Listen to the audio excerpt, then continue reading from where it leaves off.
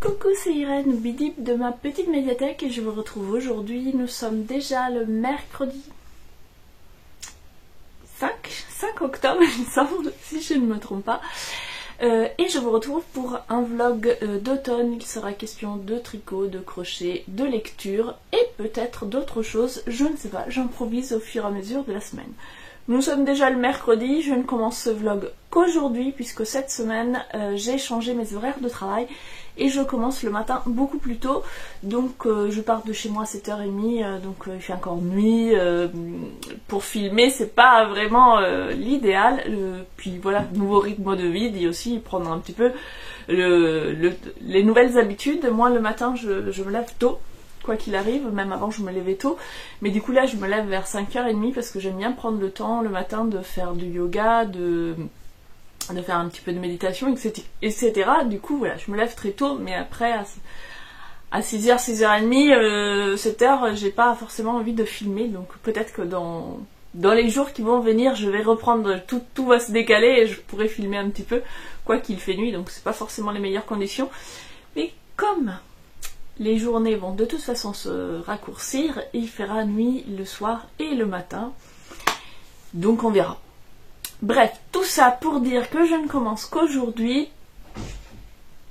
que mon rythme a du coup un petit peu changé, mais ça s'est très bien passé, donc je suis très contente. J'ai accueilli une nouvelle collègue, donc c'était très bien, mais par contre ça m'a demandé quand même pas mal d'énergie parce que c'est moi qui la forme et du coup c'est pas pareil de faire une chose ou de devoir l'expliquer aux autres, combien même du coup c'est elle qui travaille et moi qui lui explique, donc je travaille moins, mais ça demande de l'énergie d'expliquer aux autres. J'ai pas l'habitude, donc bon ça change, c'est intéressant, mais voilà, quand je rentrais le soir après c'était pause tricot obligatoire et pas forcément envie de prendre la caméra.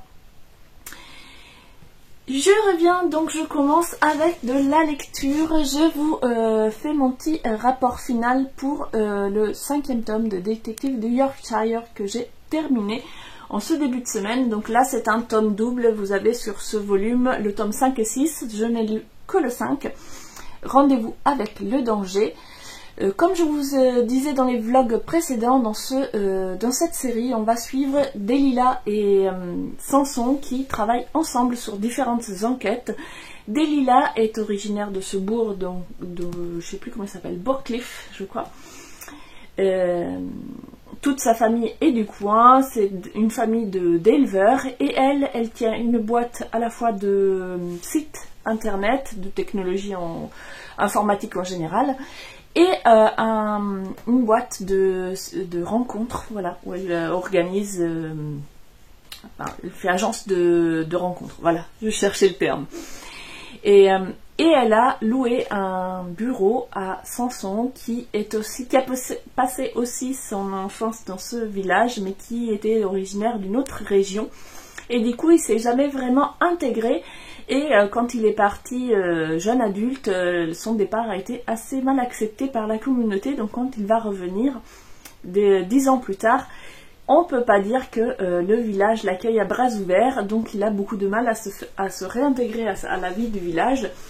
Mais Delilah lui tend la main et elle l'accueille, elle le fait travailler. Mais comme sur lui pèsent des soupçons de corruption, c'est un ancien flic qui a été suspendu. Quand cette nouvelle vient à se savoir, tout le monde est un petit peu inquiet, suspicieux, et même Delilah se pose des questions, se demande pourquoi il a été suspendu.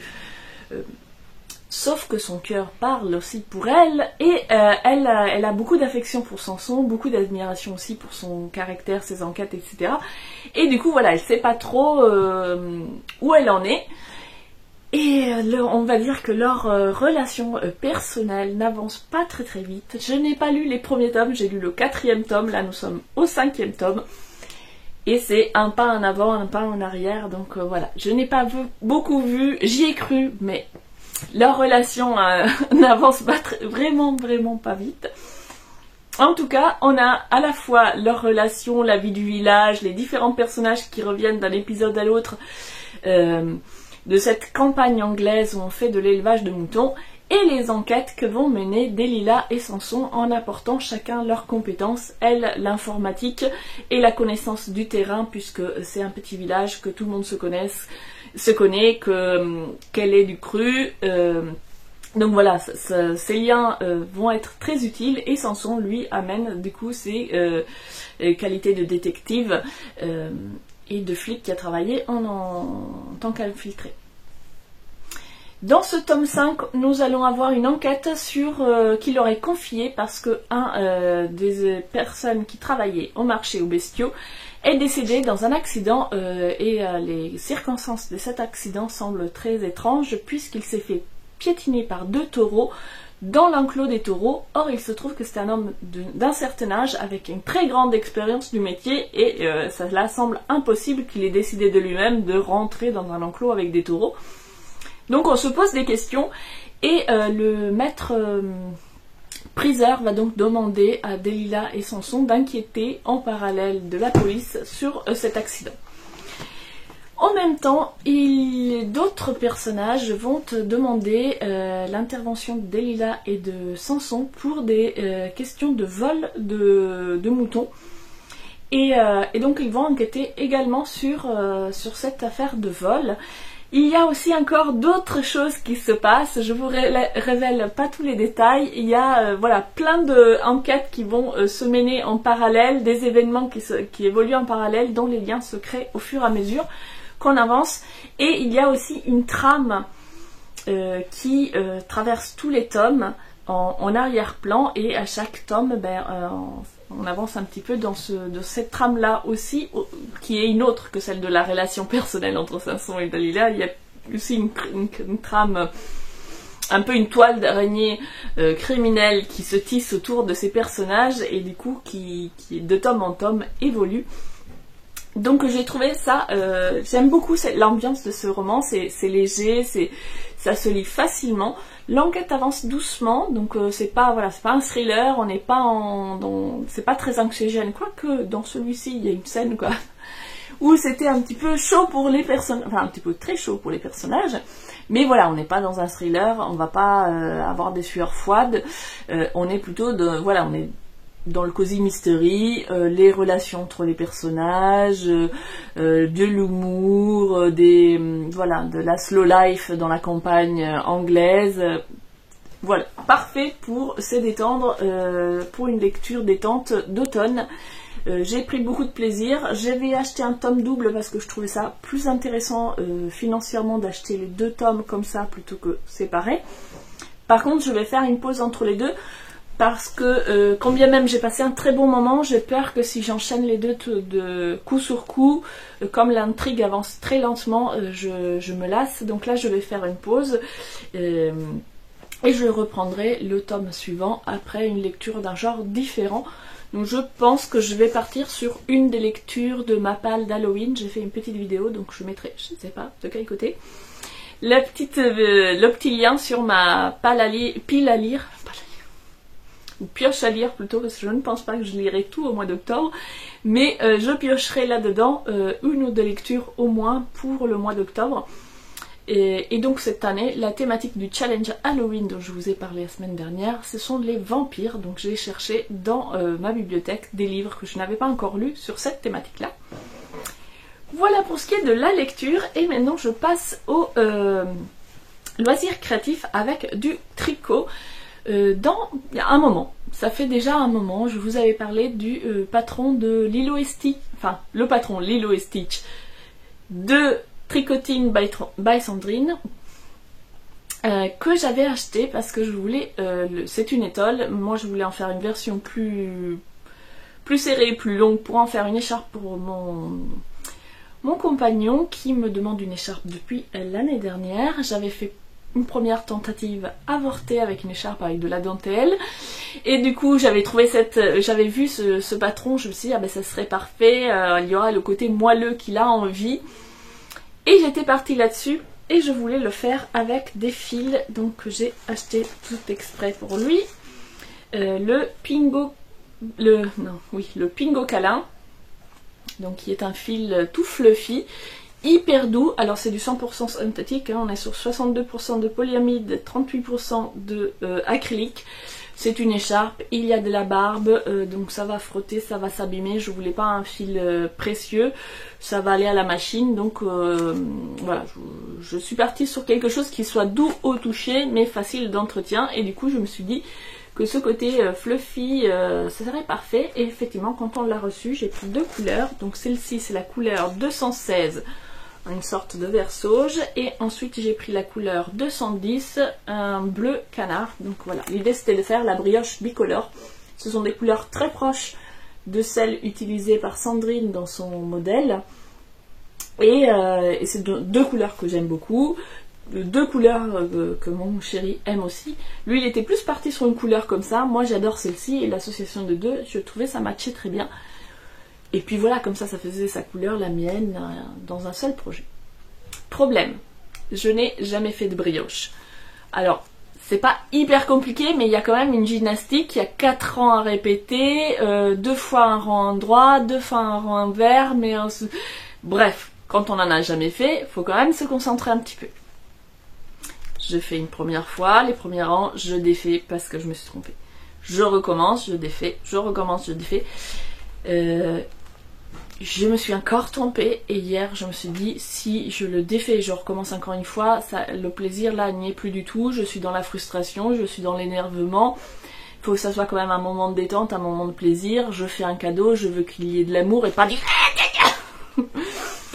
Du coup je me suis dit on laisse tomber. Le fil fluffy, il est très mignon, mais pour faire de la brioche, quand on n'a jamais fait de la brioche et qu'il faut arriver à identifier si le brin il est tout seul ou pas, puisqu'il y a un brin avec un jeté et un brin seul, là tout est fluffy, tout est mélangé, j'arrivais pas à bien piquer parce que tu sais pas trop où il faut piquer. Je me suis dit je me complique exagérément la vie, donc je laisse tomber, je pars sur quelque chose de beaucoup plus simple, plus rapide, qui soit de la détente. Le côté moelleux sera fait par le fil, et je garde quand même l'idée du patron de la brioche que j'ai envie de réaliser, mais où je prendrai un fil beaucoup plus facile, qui soit bien lisse, bien marqué, bien retordu, où je pourrais piquer facilement sans me prendre la tête. J'ai donc proposé d'autres modèles d'écharpes très faciles, très basiques à mon chéri, et il en a choisi une. Je vous mets ici la photo avec son nom parce qu'évidemment je l'ai oublié. C'était un modèle que j'avais repéré dans les sélections patrons que fait Fraîcheur Mentalo dans la fin de ses épisodes. Donc Chantal, si tu passes par là, je te remercie pour tes sélections de patrons. Je prends toujours des notes, et il y avait cette petite écharpe toute simple qui, je me suis dit, ça pourrait être sympa pour faire un petit cadeau, et c'est celle qu'il a sélectionnée dans toutes celles que je lui ai envoyées. Donc je vais la faire avec mes 2 fils que j'avais initialement prévus, et je l'ai commencé et ça avance super vite, donc je ne l'ai pas fait. C'était exactement ce dont j'avais besoin, quelque chose qui avance tout seul. Alors ici il y a un petit, je crois que je me suis un peu embrouillée, mais c'est pas grave, ça se verra pas. Donc ça avance tout seul. Là on fait un rang d'augmentation, c'est un modèle gratuit, hein, donc voilà, c'est en même temps, si vous savez faire du tricot depuis longtemps, je pense que c'est le genre d'écharpe qu'on peut faire sans modèle. Moi j'en suis encore au stade de l'apprentissage, donc c'est bien d'avoir un modèle. En tout cas on fait une augmentation d'un côté alors que l'autre reste toujours pareil, et on fait une augmentation, 3 rangs sans augmentation, une augmentation, 3 rangs sans augmentation, etc. Et avec ce fil c'est parfait parce qu'on a le côté très moelleux qui reste quand même. Je le fais en aiguille numéro 5, je crois, c'est des 5. C'est que du poids mousse, avec juste le petit jeu d'augmentation. Je vais encore augmenter jusqu'à ce que j'ai la largeur désirée. Alors comme vous voyez, le fil, ça glisse beaucoup, hein, ça accroche pas du tout sur les mailles, donc il faut être un petit peu attentif. Et d'où ma difficulté aussi avec la brioche, parce que je perdais facilement des mailles. Et là avec le point mousse c'est très simple. La petite augmentation c'est vraiment très sympa. On pique sur le bras, on tricote le bras avant à l'endroit, puis le bras arrière aussi. Et c'est un petit gymnastique que j'aime bien. C'est tout simple mais c'est sympathique à faire. Et avec ce fil qui est très fluide, ça se fait très facilement. Donc voilà, j'ai changé mon écharpe pour quelque chose de plus facile qui corresponde plus à mon niveau d'attention du moment. Autrement dit, codal. Mais les projets plus compliqués, je n'y renonce pas, je les repousse juste à plus tard. Quand j'aurai plus d'expérience et surtout plus de capacité de concentration. J'en profite aussi que je suis devant la caméra pour faire la petite sélection, toute petite sélection de podcasts que j'ai regardés. La semaine dernière, je crois que je me suis embrouillée et je vous ai redit 2 fois les mêmes. Et donc il y en a que je crois que j'ai pas cité, mais comme je sais plus qu'est-ce que j'avais dit, ce que j'avais pas dit, tant pis. Je pense que je vous ai reparlé 2 fois des mêmes podcasts et il y a des podcasts que j'ai oublié de citer. Là, c'est sûr que j'ai regardé cette semaine. J'ai regardé Fraîchement Talon qui nous a remontré qui a fait des nouveaux tawashi. Donc, je les avais déjà montrés dans des précédents vlogs, podcasts. Et je me suis dit que ça serait une petite idée sympathique à faire pour des petits cadeaux. Alors, soit pour Noël, soit nous, dans ma famille, on fête l'épiphanie à l'italienne. Donc c'est la Befana. La Befana, elle ramène toujours des petits cadeaux. Mais c'est pas des gros cadeaux comme à Noël. C'est toujours des petites choses, voilà, des petites bêtises. Et du coup, ça peut être le petit truc à glisser dans la chaussette, puisque c'est dans des chaussettes, dans des bas, qu'on reçoit les petits cadeaux, des bonbons et des petits jouets, des petites choses quand on a été sage, des cailloux et du charbon quand on n'a pas été sage. Donc voilà, pour les gens qui ont été sages, pourquoi pas un petit tawashi pour remplacer les éponges et c'est lavable. Donc voilà, c'est même si on l'a fait avec un fil qui n'est pas naturel, elle va durer plus longtemps qu'une éponge du supermarché, puisqu'on peut la laver, la réutiliser, etc. Et aussi, j'ai noté son Fairy Bouquet que j'avais déjà vu. Je ne sais plus qui est-ce qui l'avait fait. Je crois que c'était Christelle de Demaille et moi qui avait fait aussi un Fairy Bouquet. Je suis plus très sûre, mais en tout cas, celui de Chantal est très beau, dans des tons rose pastel. Ça a l'air d'être un très beau pull pour quand je serai plus expérimentée et que je me lancerai peut-être dans des dentelles, des choses comme ça. Pourquoi pas celui-là? Justement, j'ai regardé aussi Christelle de Demaille et moi, donc son vlog du mercredi. Je sais pas si j'ai regardé... Non, j'ai pas vu celui de ce mercredi-là, mais celui du mercredi dernier, puisqu'elle a dit que ça sortait le mercredi à 16h et que j'ai regardé ça tout à l'heure, il n'était pas 16h. Donc j'ai eu une semaine de décalage. En tout cas, j'ai appris des choses que je ne savais pas sur le tissu, parce qu'il parle aussi dans ses vlogs de couture, et du coup comment reconnaître la trame du tissu, savoir dans quel sens il a été tissé, et du coup ça a une importance pour couper. Moi je suis très mauvaise en couture, de temps en temps j'essaie de faire des choses, mais du coup j'ai trouvé ça intéressant de l'apprendre parce que j'aurais pas pensé, j'aurais juste regardé l'imprimé et pas forcément le sens de tissage, et j'aurais coupé mon tissu à l'envers moi. Et aussi elle a parlé dans ce vlog de son processus de création quand elle crée des modèles, donc je trouvais ça intéressant. Moi aussi je crée des modèles, sauf que du coup c'est très désorganisé et je suis pas capable d'écrire un patron. Je crée des modèles, ils pop-up dans ma tête, je les crée, c'est des pièces uniques quoi. Je n'arrive pas à écrire un patron ou à le grader pour faire plusieurs tailles différentes, et même à le reproduire à l'identique, comme prends très mal mes notes en général. Voilà, c'est des pièces uniques, c'est one shot. Donc c'était intéressant de voir comment elle procède, quelles sont les étapes de création. Et enfin, je viens de regarder le vlog de Lolipelote qui passait rendre visite à Sophie, le fil de la ruche, Sophie Zen. Et c'est tout pour les podcasts pour aujourd'hui. Je vois que je parle de toute façon trop. Donc voilà, on se retrouvera peut-être un peu plus tard dans la semaine pour vous montrer mes avancées. L'écharpe avance très très vite et ça correspond parfaitement à mon niveau de concentration du moment. Donc je pense que je vais avancer à fond sur l'écharpe, et comme ça, ça va aussi me livrer l'esprit pour attaquer des nouveaux projets. Et donc oui, c'était une écharpe. J'avais dit, je vous dis je pars et en fait je pars pas du tout. J'avais dit le 1er octobre, je commence avec les cadeaux de Noël parce que je suis très lente à réaliser et je voudrais pas prendre de retard. Donc cette écharpe fait partie des cadeaux de Noël que je prépare. Donc voilà, j'ai d'autres écharpes à préparer et j'ai enfin finalisé ma liste d'attente. Donc j'ai fait une liste d'attente sur Ravelry. Vous trouverez en barre d'infos le lien de mon compte Ravelry si vous voulez aller voir. Je vais y arriver. Par contre, voilà, j'ai mis des ouvrages sur lesquels j'ai pas encore choisi d'Hélène, etc. Donc je ne présenterai pas la liste entière parce qu'elle est beaucoup trop longue. Mais j'ai enfin décidé quels seront mes 7 prochains projets au tricot. Et j'en ai sélectionné 4, je crois, au crochet. Donc je vais faire sans doute ce week-end, si je trouve le temps, la vidéo pour vous présenter les projets et quelle laine je veux y associer. Et peut-être que je séparerai du coup crochet et tricot pour pas que ça soit trop long. Donc vous ne l'aurez pas cette semaine, mais la semaine d'après. Aujourd'hui, normalement, donc le mercredi, donc du coup ce ne sera pas la semaine prochaine. Aujourd'hui, mercredi, j'ai programmé une petite vidéo, donc celle dont je vous ai parlé tout à l'heure, pas Halloween.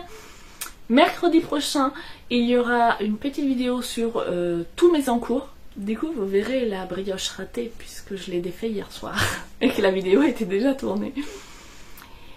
Et mercredi d'après, donc dans 2 semaines, j'espère avoir fini ma vidéo file d'attente. Sur ce, je vous laisse pour de vrai et j'ai faim, je vais aller prendre un petit goûter. Coucou, nous sommes déjà vendredi, je sais même plus combien, 6 octobre, quelque chose comme ça.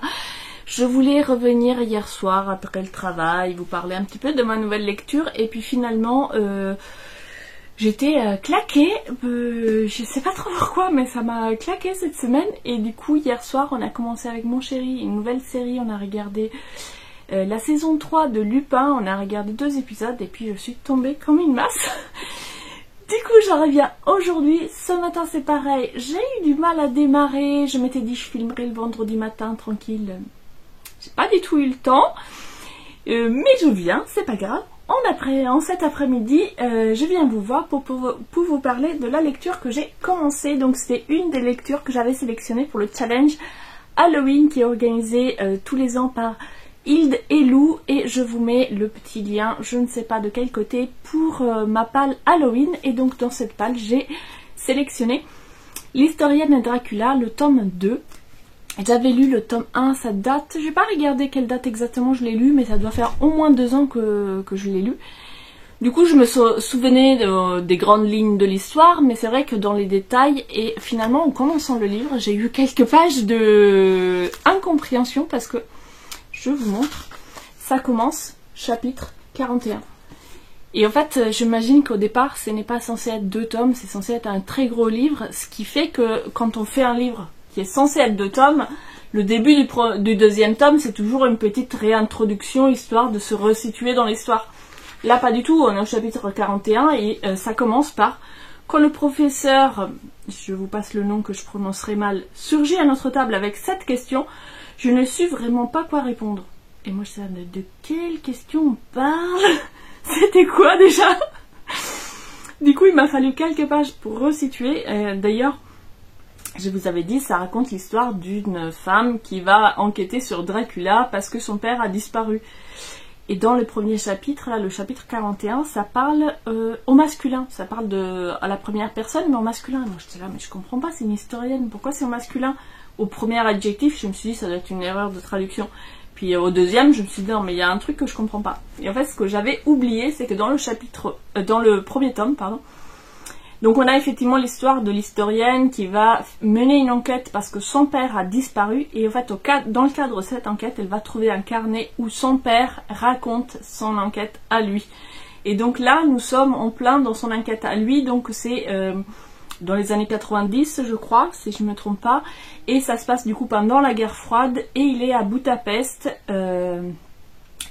Il avait d'abord été à Istanbul et ici on commence, dans le chapitre 41, Il est à Budapest avec une jeune femme qui est la mère de l'historienne, personnage principal de la saga. Et du coup voilà, il m'a fallu quelques pages pour me remettre dans l'ambiance et me souvenir qu'effectivement on est dans l'histoire du père et pas de la fille, et du coup on va suivre ces deux parents en fait qui ne sont pas encore un couple et qui vont mener l'enquête à Budapest sur Dracula, et ils rencontrent d'autres personnages. Là pour l'instant j'en suis à la page 36, donc voilà, j'ai pas beaucoup avancé. En tout cas voilà, on est en plein Budapest et ils partagent leurs recherches avec d'autres personnes en pleine guerre froide.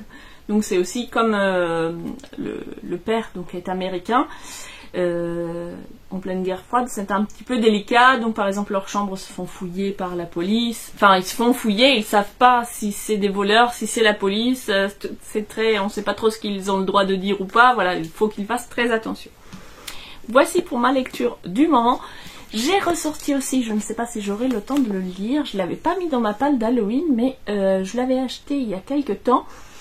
Et je me suis dit que c'était parfait pour l'ambiance Halloween, Le fantôme du vicaire. Donc c'est le deuxième tome du Bureau des affaires occultes. J'avais beaucoup aimé le premier tome, où le récit donc c'est une enquête policière, mais ça flirte avec le fantastique. Et du coup voilà, cette ambiance, on ne sait pas trop s'il y en a dans le fantastique ou pas, est parfaite pour cette saison de l'année. Quoique il fait encore aujourd'hui un temps d'été. Donc j'ai du mal à me mettre un peu dans l'ambiance Halloween, il fait 30 degrés. Mais dans mes lectures, je commence quand même. Et je vous présente un dernier livre que j'ai trouvé dans une boîte à livres. J'ai Richard Cœur de Lion, le premier tome, L'ombre de Saladin, de Mireille Calmel. Je ne sais pas si vous l'avez lu, n'hésitez pas à me donner votre avis. Je l'ai trouvé dans une boîte à livres, je l'ai pris, puisque nous avons toutes les deux aimé beaucoup La Révolte, qui raconte l'histoire d'Aliénor d'Aquitaine avec ma fille. Et du coup, voilà, quand j'ai vu celui-là, je me suis dit, elle a aimé La Révolte, elle vient de le lire il n'y a pas très longtemps. L'histoire de son fils, Richard Cœur de Lion, lui plaira peut-être. Donc voilà, si vous avez lu ce livre, n'hésitez pas à me donner votre avis. Niveau loisirs créatifs, j'ai avancé dans le pull Gertrude, donc je vous mets ici la petite photo. J'en suis à la deuxième manche. Comme je vous disais, on nous dit dans le patron augmenter toutes les... Il y a une augmentation à faire tous les 6 rangs. Et je ne savais pas si tous les 6 rangs ça veut dire qu'il faut que je fasse 5 rangs sans augmentation et dans le 6e une augmentation, ou 6 rangs sans augmentation et dans le 7e une augmentation. Donc ce que j'ai fait, c'est que dans la première manche j'ai mis des petits marqueurs, donc là on les voit pas trop, je vous approche, voilà, j'ai mis des petits marqueurs. À chaque fois j'avais une augmentation, il y a des fois où j'ai fait 5 rangs, des fois j'ai fait 7, 6, voilà. Du coup je me suis mis des marqueurs, comme ça je fais la deuxième manche identique. Donc voilà, là j'en suis à la moitié de la manche à peu près. Comme c'est des aiguilles 7, ça avance très vite. J'espère le finir. J'avais un petit peu zappé, mais mes filles, elles vont partir en voyage en Finlande. Et donc à la fin du mois d'octobre. Donc je voudrais finir ce pull avant qu'elle parte, comme ça elle pourra l'emmener. C'est un gros pull avec un col roulé. Je pense que en Finlande au mois d'octobre, il ne doit pas faire très chaud, ça sera très utile. Autre projet dont je voulais vous parler aujourd'hui, je vous avais déjà montré plusieurs fois ce t-shirt, vous l'avez d'ailleurs vu sur moi, c'est le t-shirt que j'ai appelé Amazon. Je vous disais que je voulais le refaire parce que dans l'encolure je ne suis pas tout à fait satisfaite, donc je voudrais en refaire un autre avec une encolure un petit peu différente, mais surtout ce qui me gêne c'est que je le trouve esthétiquement c'est très bien, mais je me sens pas hyper à l'aise avec la longueur du t-shirt, ce qui fait que je passe mon temps à tirer sur le t-shirt, c'est pas très agréable ni très esthétique du coup de tirer sur son t-shirt tous les 2 secondes. Du coup il me restait un petit peu de fil, donc je vais le rallonger. Je serai sur de la couleur bien vive, puisque j'avais rajouté du rouge là sur les manches, mais c'est pas grave, je préfère me rajouter une bande de quelques centimètres et me sentir à l'aise plutôt que de pas être bien dedans, puisque sinon c'est du coton, c'était un fil, donc le fil Amazon de Lydia Crochet Tricot.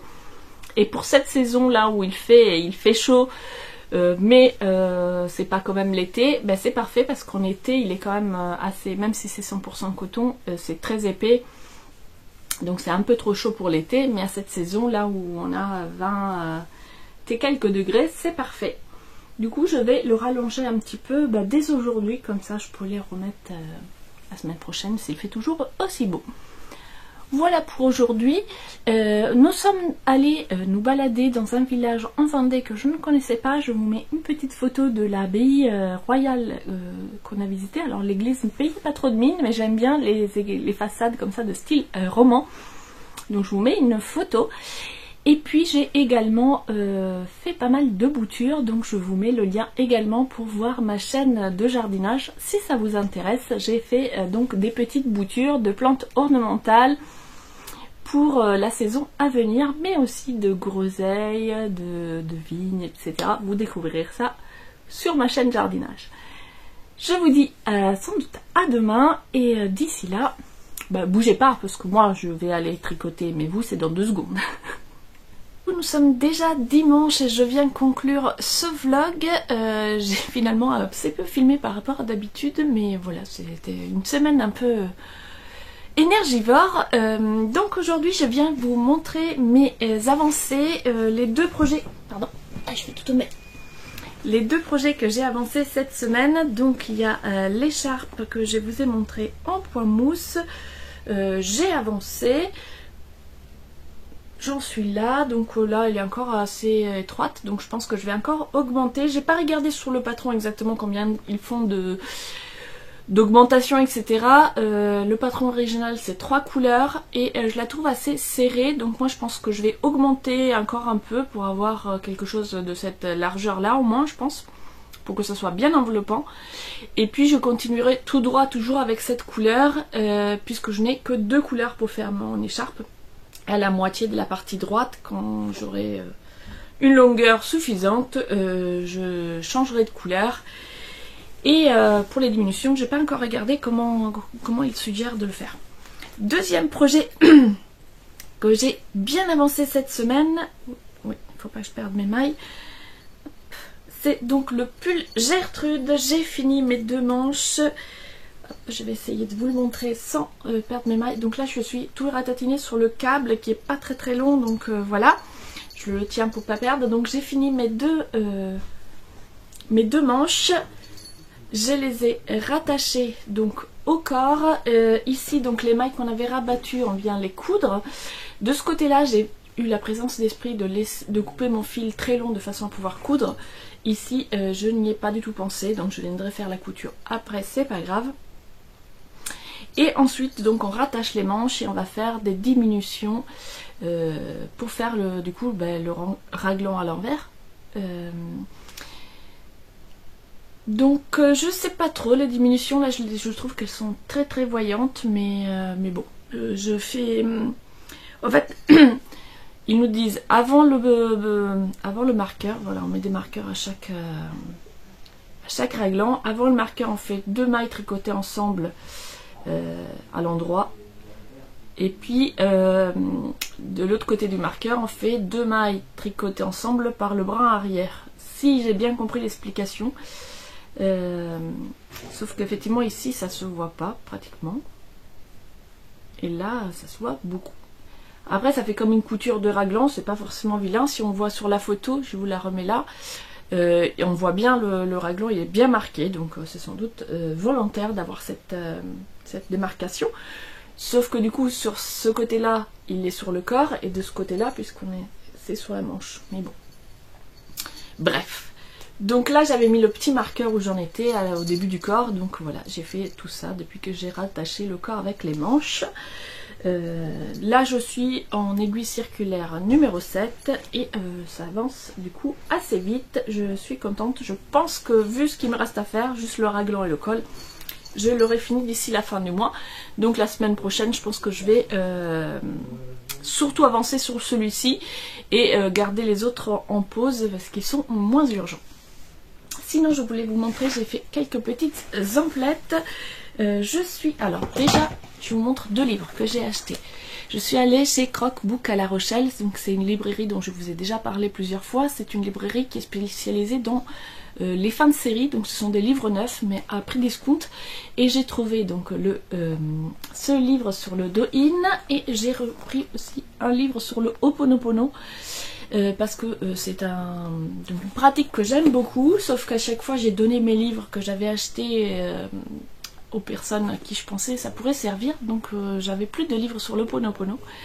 Et quand j'ai trouvé celui-là, je me suis dit que c'était bien d'en avoir un pour me remettre un petit peu dedans.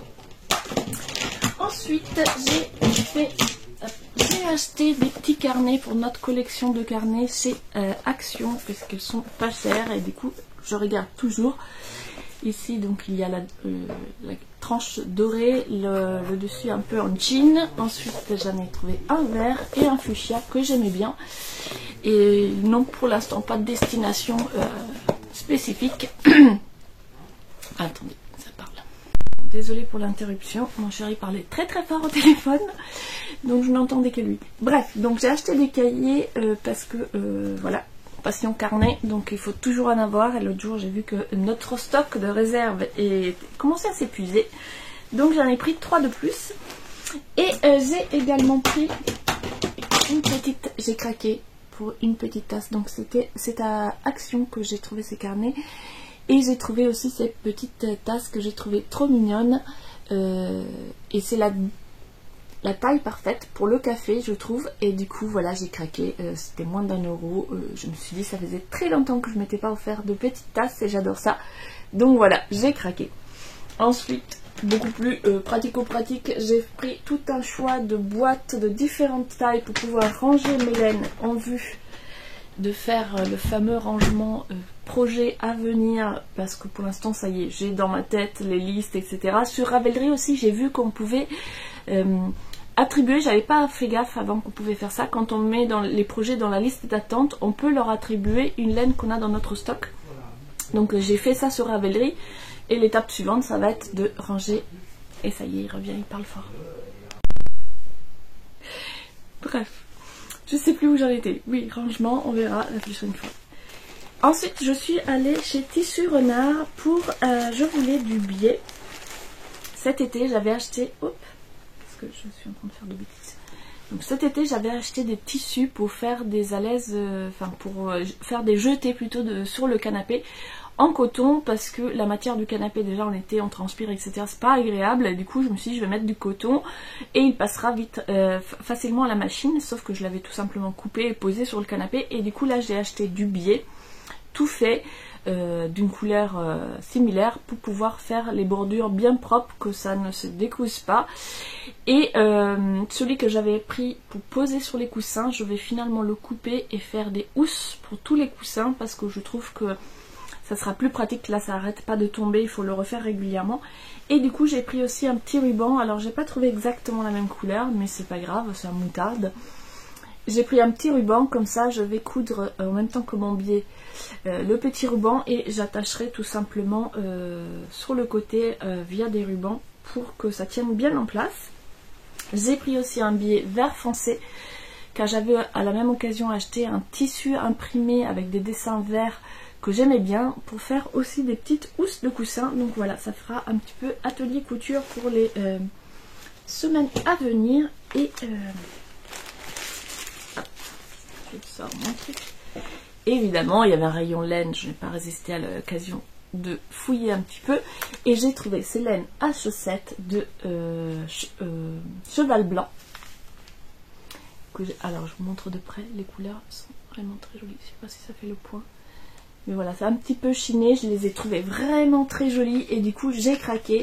Donc c'est le fil balade, fil à chaussettes avec 70% de laine, 25% de polyamide et 5% autres fibres. 100 grammes pour 420 mètres. Cheval blanc, voilà, je trouvais ces couleurs très jolies. Pour faire des chaussettes, ça serait voilà, faire soit des rayures, soit en associer 2 par 2. Le blanc il sort hyper blanc, voilà, c'est plus comme ça. c'est plus un beige. Et en même temps, ça fait depuis le 20 septembre que je me dis non, ne castonne pas le col de Rêver sa vie en couleur parce que tu as déjà trop d'encours. Et à chaque fois que je regarde un podcast et que je vois le col avancer, je suis là, oh, j'ai trop envie de le faire. Alors j'ai regardé, j'avais des laines, mais j'avais pas 9 couleurs. Maintenant j'en ai 9 avec celle-ci. Donc je sais pas, j'hésite encore, mais je me dis un petit indice par jour, hein, ça pourrait être sympa pour changer un peu des encours que j'ai. On verra si je me laisse tenter ou pas, mais en tout cas du coup ces couleurs là iront très bien dans le projet. Et c'est tout pour aujourd'hui, je conclue là ce vlog, j'espère que vous avez passé un bon moment avec moi. N'hésitez pas à me laisser des commentaires et à mettre un petit pouce si le cœur vous en dit. À très bientôt.